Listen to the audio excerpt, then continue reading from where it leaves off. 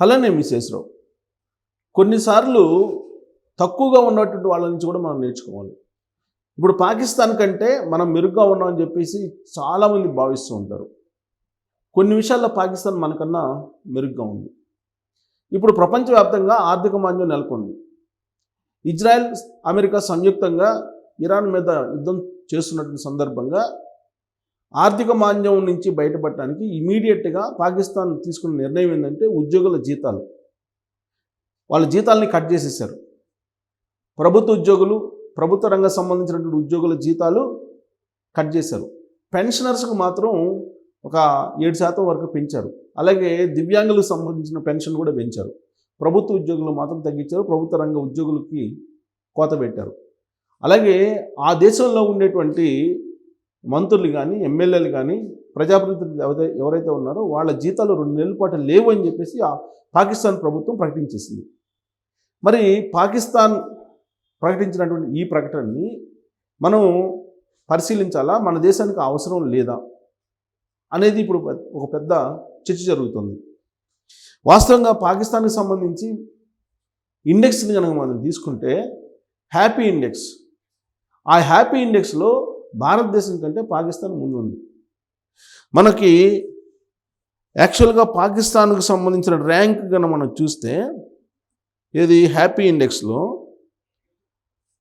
ప్రపంచంలో భారతదేశం 126వ స్థానంలో ఉంటే పాకిస్తాన్ 108వ స్థానంలో ఉంది. అంటే మనకంటే కూడా పాకిస్తాన్లో ఉండేటువంటి వాళ్ళు హ్యాపీగా ఉన్నారు. దానికి కారణం ఏంటంటే ఆర్థిక తారతమ్యాలు తక్కువ ఉండడం. అలాగే దానికి కారణాలు కూడా చెప్పారు ఎందుకనేది.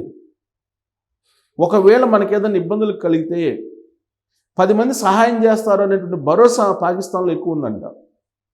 అలాగే ఉమ్మడి కుటుంబ వ్యవస్థ ఇవాళ కూడా పటిష్టంగా పాకిస్తాన్లో ఉందని చెప్తున్నారు. అందుకే హ్యాపీ ఇండెక్స్లో మనకన్నా కూడా దాదాపుగా 18 ర్యాంకులు ముందుంది, మనకన్నా ముందుంది.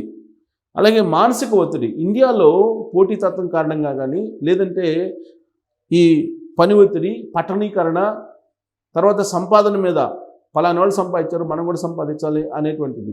అలాగే కరప్షన్ విషయంలో కానీ, కరప్షన్ చేసిన వాళ్ళు పైకి వెళ్ళిపోతున్నారు, కుబేర్లు అయిపోతున్నారు, ధనవంతులు కుబేర్లు అయిపోతున్నారు, పేదవాళ్ళు మరింత పేదలు అవుతున్నారు. ఈ సిస్టము భారతదేశంలో ఉంది, కానీ పాకిస్తాన్లో అది లేదు. అందుకే హ్యాపీ ఇండెక్స్లో వాళ్ళు ముందున్నారు మనకన్నా. హ్యాపీ ఇండెక్స్కి సంబంధించి అన్ని రకాల ప్రమాణాలు తీసుకుంటుంది. ప్రమాణాలు తీసుకొని హ్యాపీ ఇండెక్స్ని వాళ్ళు నిర్ణయిస్తారు, హ్యాపీ ఇండెక్స్ని. సో ఈ హ్యాపీ ఇండెక్స్లో పాకిస్తాన్ మనకన్నా ముందుంది.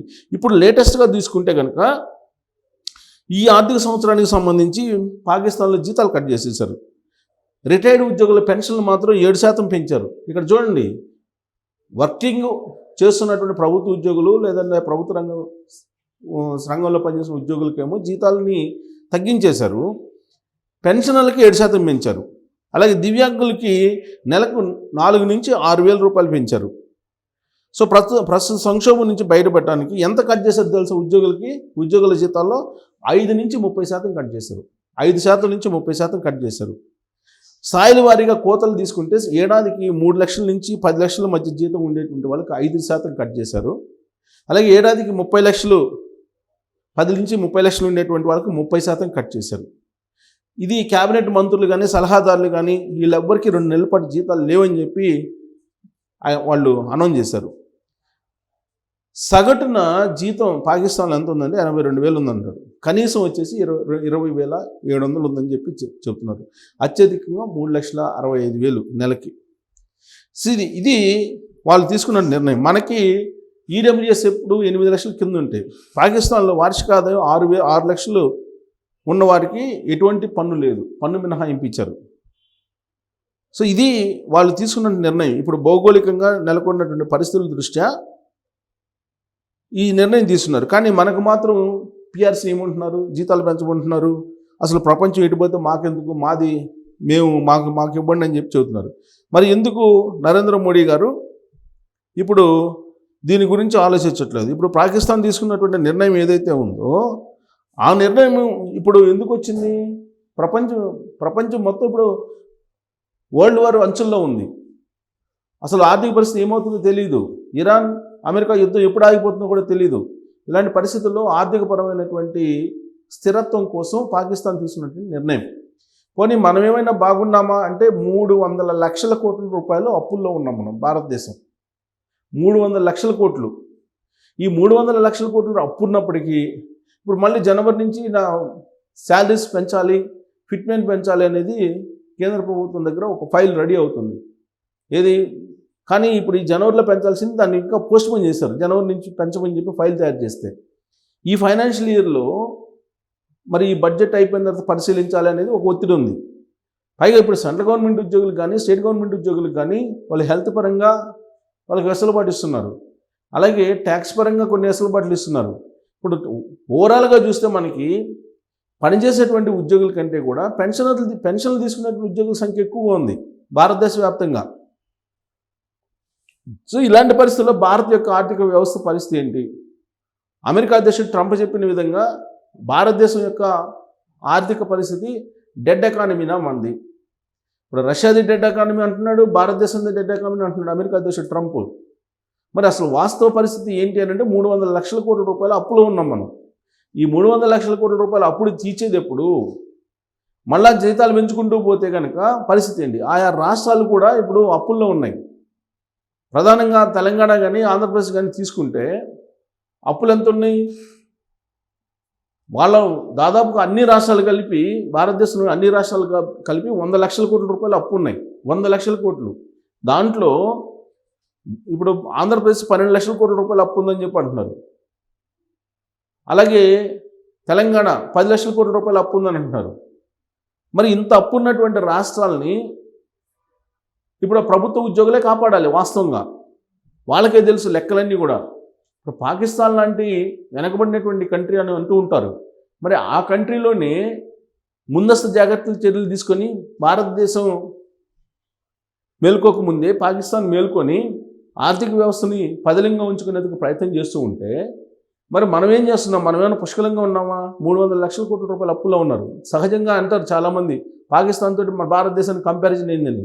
కంపారిజన్ లేదు, కంపేర్ చేయడానికి కూడా లేదు. కాకపోతే హ్యూమన్ ఇండెక్స్లో దాదాపుగా నాకు తెలిసినంత వరకు 20 సంవత్సరాల నుంచి వాళ్ళే ముందున్నారు హ్యాపీ ఇండెక్స్లో. హ్యాపీ ఇండెక్స్ అనేది ఒక కొలమానం. మీరు తలసరి ఆదాయం ఇవి కాదు మనకు కావాల్సిన. తలసరి ఆదాయం అంటే అంబానీకి వచ్చేటువంటి ఆదాయాన్ని, ఆటో దొరుకునేటువంటి ఆదాయాన్ని అన్నింటినీ కలిపి సరాసరి చేస్తారు. అది కాదు, అది లెక్క కరెక్టే కాదు. ఇది నేను చెప్పడం కాదు, అమర్సేన్ లాంటి ఆర్థికవేత్తే చెప్పారు అది కరెక్ట్ కాదు అని. హ్యాపీ ఇండెక్స్లో చాలా కొలమానాలు తీసుకుంటారు. ఆ దేశంలో ఉండేటువంటి ప్రజలు హ్యాపీగా ఉన్నారా లేదా అని. దీంట్లో ఫిన్లాండ్ అవి ముందుంటాయి, అసలు టాప్లో ఉంటాయి. చిన్న చిన్న కంట్రీస్ అయినప్పటికీ టాప్లో ఉంటాయి. లాస్ట్కి సంతోషమే సగం బలం అంటారు పెద్దలు చెప్తుంటారు. సంతోషమే సగం బలం అని. మరి సంతోషంగా ఉండేది ఎవరు అని అంటే మనకన్నా పాకిస్తాన్ వాళ్ళు సంతోషంగా ఉన్నారు. కారణం ఏంటంటే అక్కడ ఉండేటువంటి పాలకులు ముందు జాగ్రత్త చర్యలు తీసుకుంటున్నారు. ఇప్పుడు జీతాలు అందరూ కట్ చేస్తున్నారు. అందరికీ 30% కట్ చేశారు. 5 నుంచి 30% ప్రభుత్వ ఉద్యోగులకి జీతాలు కట్ చేశారు. కారణం ఏంటంటే ఇప్పుడిగా జీతాలు పెరిగిపోయినాయి. ఆ దేశం కంటే మన దేశంలో ఉండేటువంటి ప్రభుత్వ ఉద్యోగులకు కానీ ప్రభుత్వ రంగంలో పనిచేసే ఉద్యోగులకు కానీ జీతాలు ఎక్కువ ఉన్నాయి. కానీ ఇప్పుడు మన దేశంలో కూడా ప్రైవేటు ఉద్యోగులు అయితే కనుక పర్ఫార్మెన్స్ బాగాలేకపోతే తొలగించడమో లేదంటే శాలరీ కట్ చేయడమో జరుగుతుంది. ఇప్పుడు లే ఆఫ్లన్నీ అవే. ఐటీ సెక్టార్లో ఒక్కొక్కరు 3 కోట్లు 4 కోట్లు తీసుకునేటువంటి వాళ్ళు కూడా ఇవాళ రోడ్డును పడుతున్నారు. కారణం ఏంది? ఆ పర్ఫార్మెన్స్ తగ్గట్టుగా వీళ్ళు లేరు అని చెప్పి తీసేస్తున్నారు. కానీ ప్రభుత్వ రంగంలో లేదంటే ప్రభుత్వంలో అలాంటి ఫెసిలిటీస్ ఉండవు. ఒకసారి ప్రభుత్వ ఉద్యోగం వస్తే కనుక ఇక రిటైర్ అయిపోయి మళ్ళీ పెన్షన్ కూడా తీసుకొని ఇదంతా నడుస్తూ ఉంటుంది. కాబట్టి కనీసం యుద్ధం వచ్చినప్పుడైనా కానీ ఆలోచించాలి సమాజం గురించి కానీ దేశం గురించి కానీ. ఇప్పుడు పాకిస్తాన్ ఒక నిర్ణయం తీసుకుంది. మరి పాకిస్తాన్ తీసుకున్నట్టు నిర్ణయానికి అనుగుణంగా భారతదేశం కూడా నిర్ణయం తీసుకోకపోతే రేపు రాబోయే రోజుల్లో పరిస్థితి ఏంటి? భారతదేశం యొక్క ఆర్థిక పరిస్థితి ఏంటి? కుప్పగొలేటువంటి ప్రమాదం ఉంది అని చెప్పి ఆర్థికవేత్తలు చెప్తున్నటువంటి క్రమంలో మరి పాకిస్తాన్ మాదిరిగా మన దేశంలో కూడా ప్రభుత్వ ఉద్యోగులకి ప్రభుత్వ రంగ ఉద్యోగులకి జీతాలు కట్ చేయాలని అవసరం లేదా అనే దాని మీద మీరు కామెంట్ చేయొచ్చు. Thank you.